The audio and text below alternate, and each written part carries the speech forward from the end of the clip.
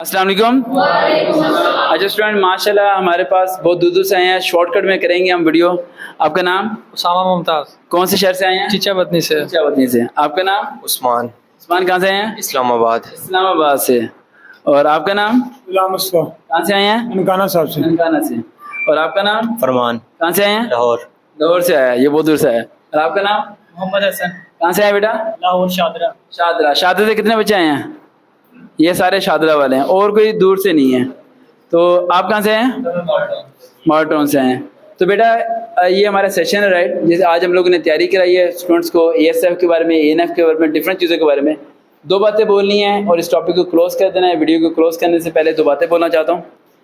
آپ کے والدین، آپ کے رشتہ دار، آپ کے دوست، سب لوگ آپ کا ساتھ چھوڑ سکتے ہیں، لیکن یہ سرکار جب تک زندہ ہیں آپ کا ساتھ نہیں چھوڑیں گے. اس بات کو اپنے دل و دماغ میں ڈال لو انشاءاللہ.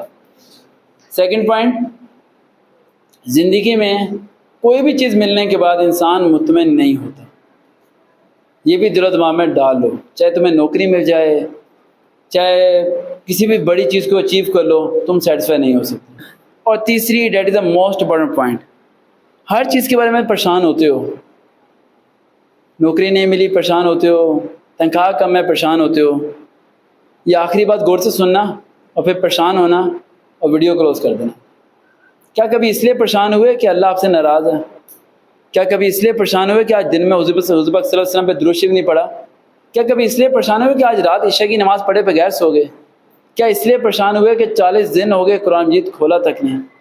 تو خود سوچنا کہ تم کس چیز کے لیے پریشان ہو، کیا وہ صحیح ہے یا غلط ہے. دیکھتے رہیں چینل سر وقار پہ. دوبارہ ملاقات ہوگی. اللہ حافظ.